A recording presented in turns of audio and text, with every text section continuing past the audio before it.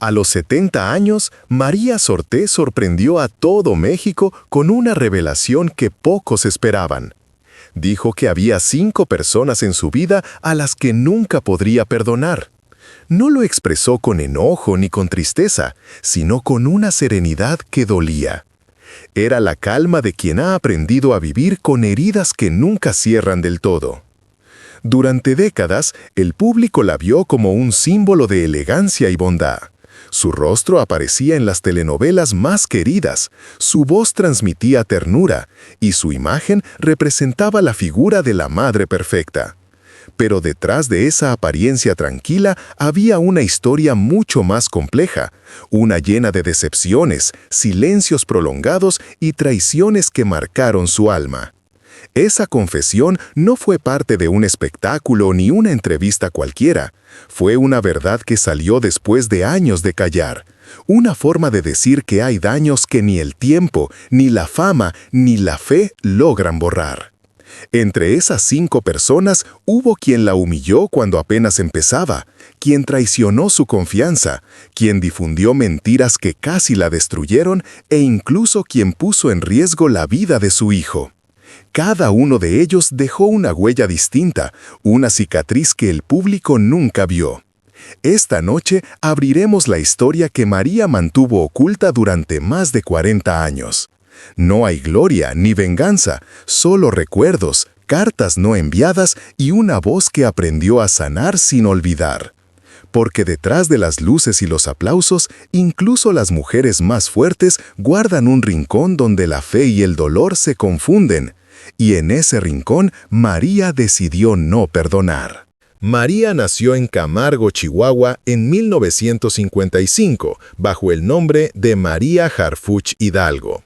Su padre, un hombre de origen árabe, le enseñó desde niña el valor del trabajo, la fe y la disciplina. Su madre, mexicana, le inculcó la dulzura y la fortaleza silenciosa que marcarían toda su vida. Desde pequeña destacó por su serenidad, por esa mirada tranquila que parecía entender más de lo que decía. Durante su adolescencia, soñó con ser médica. Quería ayudar, sanar, servir. Por eso, se mudó a la Ciudad de México, creyendo que el destino le tenía preparado un camino estable, lleno de propósito. Pero el destino, caprichoso como siempre, le cambió la ruta sin pedirle permiso. Allí, en la capital, descubrió el mundo del arte y de la actuación. Una amiga la llevó a una audición y desde el primer momento supo que ese escenario también podía ser una forma de sanar, pero de otra manera. Ingresó a la Academia de Andrés Soler, un lugar donde las ilusiones y las ambiciones se mezclaban con el cansancio de los que luchaban por ser alguien. María no tardó en destacar. Tenía algo distinto, una elegancia natural, una voz cálida, una presencia que llenaba cualquier espacio. Pero en ese mismo entorno, la crueldad podía esconderse detrás de una sonrisa.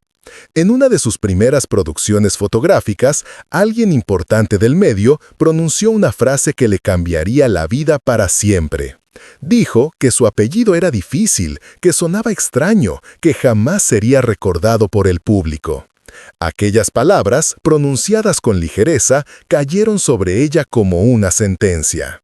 Esa noche, María regresó a casa con el corazón roto. Sacó de su bolso una pequeña tarjeta donde había escrito con orgullo su nombre completo, María Harfuch Hidalgo.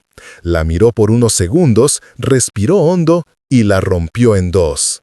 Fue su forma de despedirse de una parte de sí misma. Desde entonces comenzó a presentarse como María Sorté. Un nombre que sonaba ligero, amable, fácil de recordar. Pero detrás de esa elección había dolor, había renuncia, había un mensaje escondido. Para sobrevivir, debía reinventarse. Durante años, nadie supo que aquel cambio había nacido de una humillación.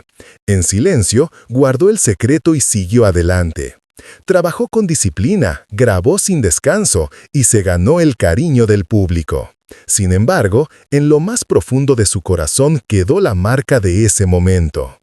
Algunas noches, mientras se desmaquillaba frente al espejo, pensaba en todo lo que había dejado atrás. Decía para sí misma que aquel apellido, el que una vez le dio vergüenza ajena, también había sido el nombre de su padre, de su historia, de su raíz. Y aunque el mundo la aplaudía como María Sorté, dentro de ella seguía viviendo aquella joven Harfuch que una vez fue obligada a elegir entre su origen y su futuro. Esa herida, la del nombre negado, fue la primera de muchas, la que abriría el camino a una vida en la que tendría que aprender que en el mundo del espectáculo no basta con brillar, también hay que saber resistir. A finales de los años 70, cuando su rostro empezaba a reconocerse en la televisión y su nombre sonaba cada vez más en los foros, María conoció a Javier García Paniagua, un hombre que venía de un mundo completamente distinto al suyo, un mundo de pasillos políticos, de reuniones formales, de silencios calculados y miradas que decían más que las palabras.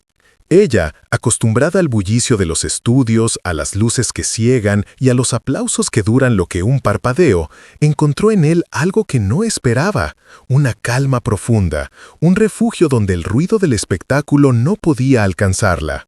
Se enamoraron sin prisa, casi con timidez, como si ambos supieran que lo que estaban construyendo no necesitaba ser visto para ser real. Se casaron en 1978, lejos de los titulares, rodeados apenas de familia y unos pocos amigos. De ese amor nacieron 2 hijos, Adrián y Omar, que llenaron su casa de voces infantiles y de rutinas sencillas. El olor a café por la mañana, las tareas escolares sobre la mesa, los guiones subrayados al lado de un vaso de leche tibia. María grababa telenovelas durante el día y regresaba cada noche para contar una historia antes de dormir. Javier le escuchaba hablar de rodajes y productores, sonriendo con esa discreción que solo tienen los hombres que aman sin necesitar protagonismo. Durante años todo pareció en equilibrio, y ella, que había conocido el vértigo de la fama, creyó que por fin había encontrado la paz. Pero en 1998, el destino se encargó de recordarle que nada es eterno.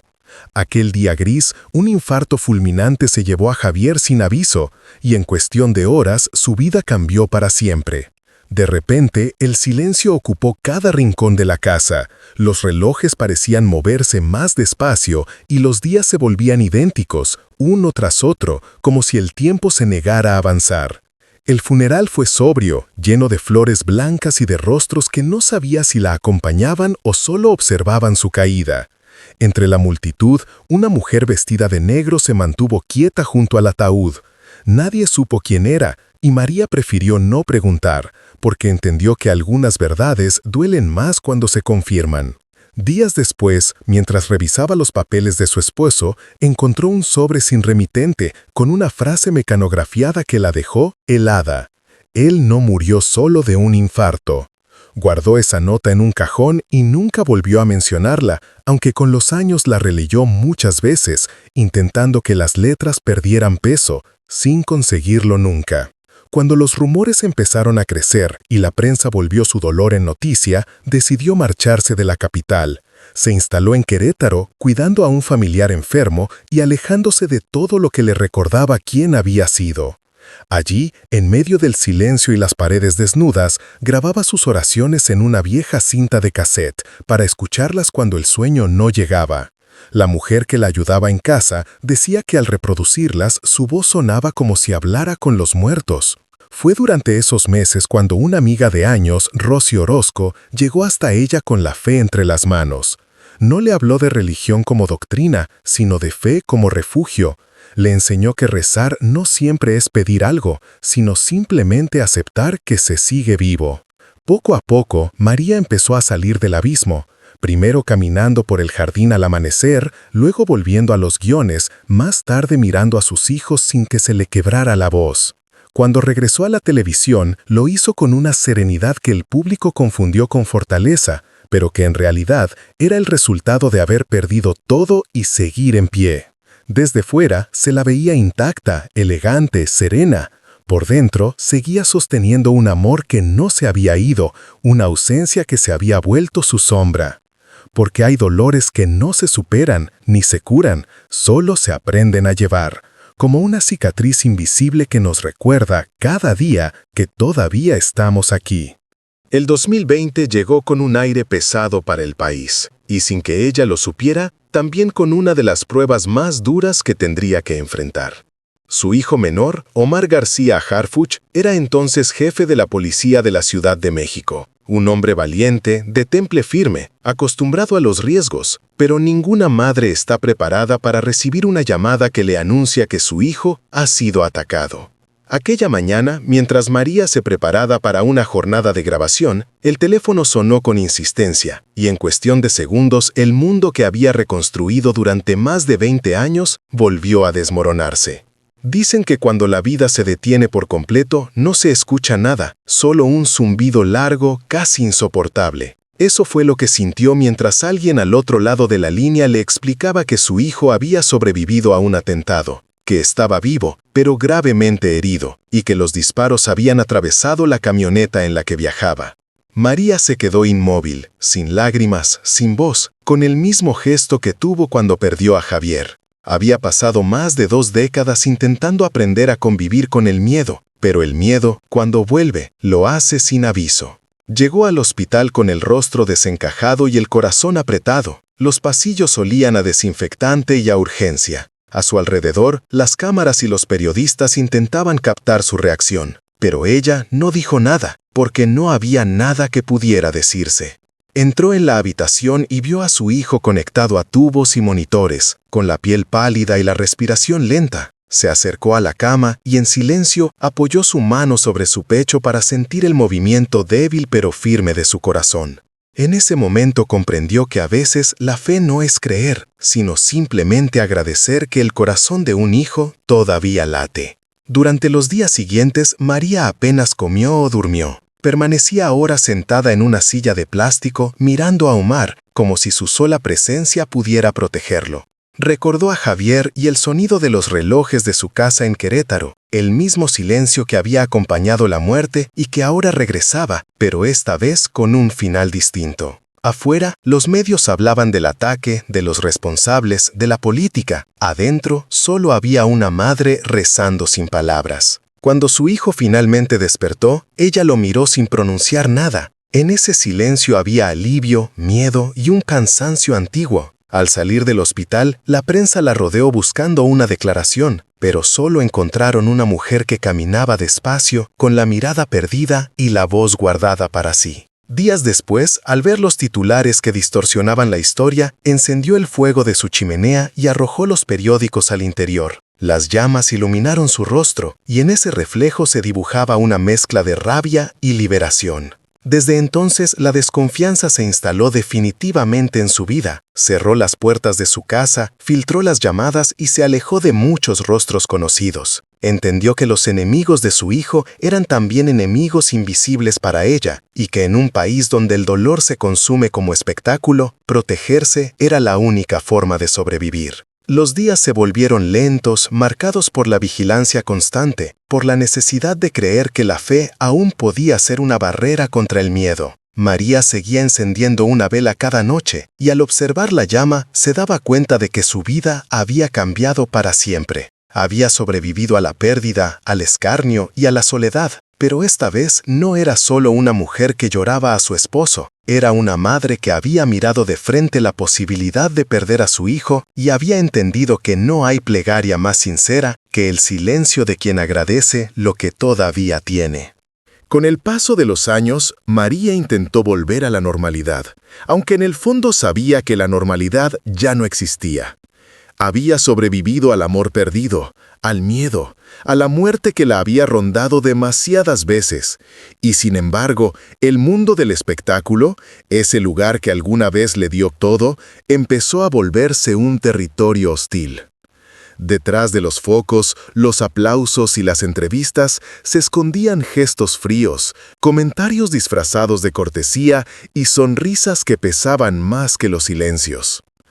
En los pasillos de las productoras comenzaron a circular rumores sobre su supuesto aislamiento, sobre una fe que muchos no entendían, sobre un carácter que, decían, se había endurecido con los años.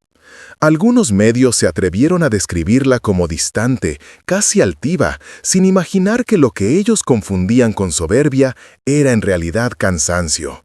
Cansancio de fingir que no dolía, cansancio de tener que explicarse.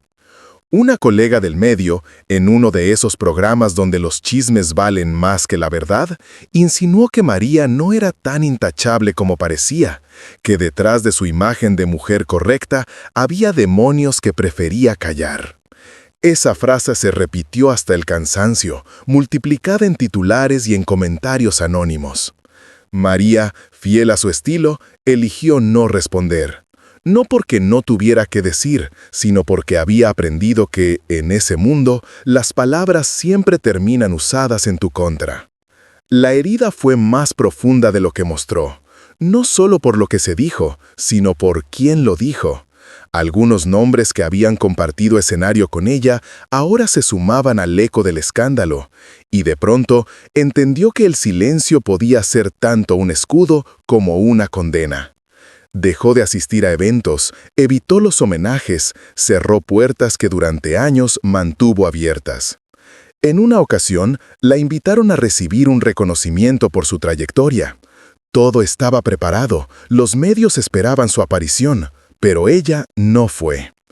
Desde su casa observó la transmisión en silencio y vio cómo el público aplaudía a otro artista, uno de esos rostros que formaban parte de su pasado y también de sus heridas.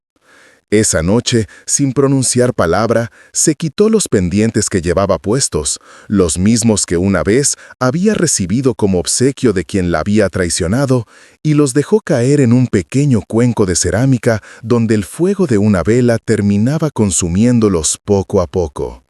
A partir de ese momento, decidió mantenerse al margen de la industria.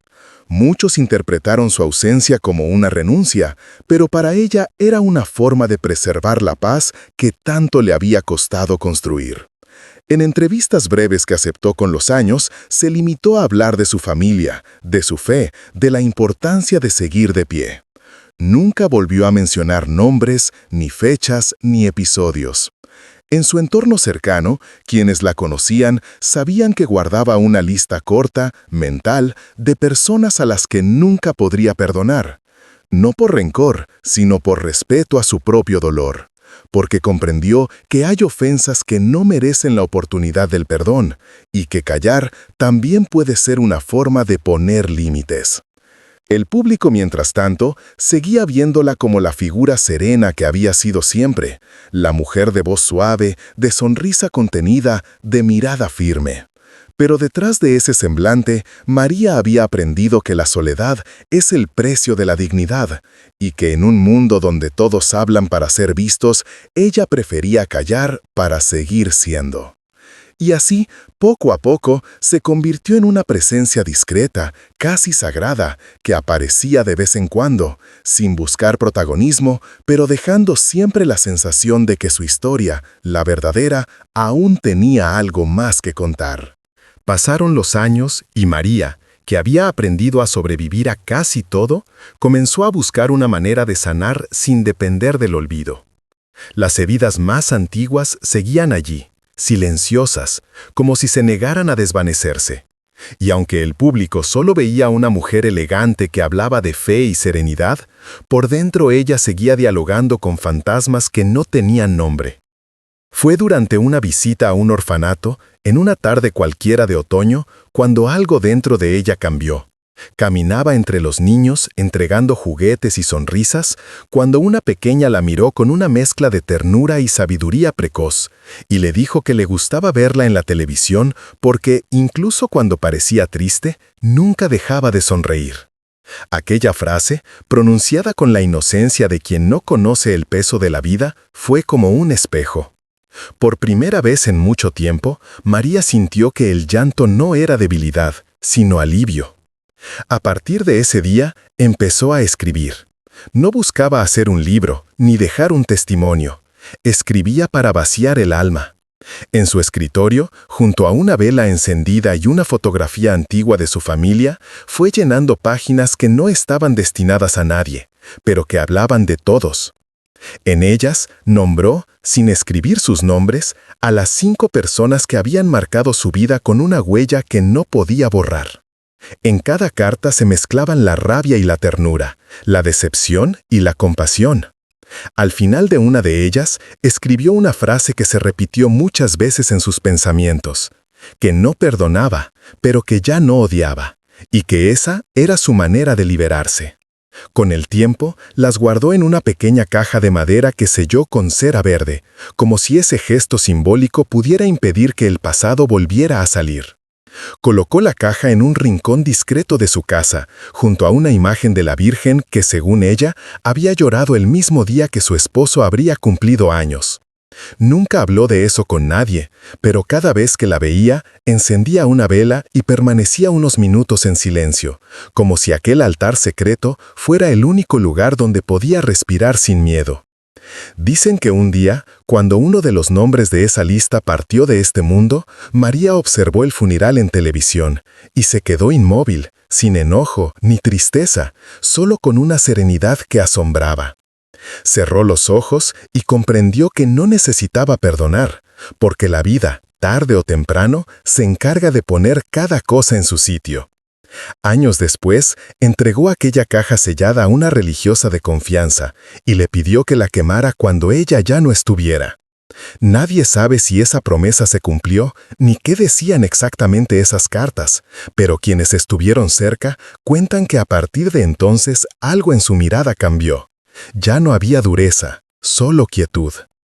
Desde ese momento, María comenzó a vestirse de blanco cada aniversario de la muerte de su esposo, convencida de que el luto no debía ser negro, porque la muerte, decía, no era oscuridad, sino regreso a la luz. En los últimos años de su vida pública, cada vez que aparecía ante las cámaras, lo hacía con esa calma casi divina que solo alcanzan los que han hecho las paces con su pasado. Así, sin decirlo, sin explicarlo, aprendió que el perdón no siempre se pronuncia. A veces se escribe, se guarda, se quema y se deja ir con el humo de una vela. Y que a veces liberar no significa olvidar, sino simplemente dejar de cargar con lo que ya no pertenece al presente. El tiempo, que todo lo erosiona, también se encargó de volver más suaves las aristas de su historia. María fue dejando atrás los escenarios, los reflectores y la exposición constante, como si comprendiera que había cumplido su ciclo frente al público y que lo que quedaba ya no pertenecía a la fama, sino a la vida íntima, esa que pocas veces se muestra y casi nunca se entiende. Su casa se volvió un refugio silencioso, sin espejos grandes, solo fotografías antiguas de su familia. Decía que los espejos devuelven lo que uno fue, no lo que uno es, y por eso prefería mirar el pasado en papel y no en reflejos. Con los años, los periodistas insistieron en saber quiénes eran esas 5 personas que mencionó alguna vez, pero ella nunca pronunció sus nombres. No por miedo, sino por dignidad. Entendió que repetirlos era volver a darles espacio en una vida que ya no les pertenecía. Había aprendido que el perdón no siempre llega en forma de abrazo o de reconciliación. A veces llega como una decisión silenciosa de no seguir sangrando. En sus últimos retratos, los que los fotógrafos capturaron sin grandes luces ni retoques, se la veía con una serenidad distinta. Pidió que apagaran los focos, que usaran solo la luz del día, y dijo que ya no quería brillos, que ahora solo buscaba verdad. Esa imagen, con la mirada limpia y la piel marcada por los años, fue quizás su última actuación, la más sincera de todas. Después de su muerte, alguien encontró en su teléfono una grabación breve, nunca enviada. En ella se oía su voz calmada diciendo que, si algún día no despertaba, quería que supieran que no guardaba rencor, pero tampoco olvido. Tal vez esa frase resume su vida entera. Una mujer que no necesitó perdonar para estar en paz, que comprendió que la fe no siempre se demuestra con palabras y que, detrás del silencio, también puede habitar la libertad. Porque, al final, no todos los dolores se borran, pero algunos dejan de doler cuando uno decide soltar. Y María Sorté, la actriz, la madre, la mujer que aprendió a resistirlo todo, eligió soltar sin renunciar a su verdad. Y en ese acto, sin decirlo, encontró su propia forma de perdón.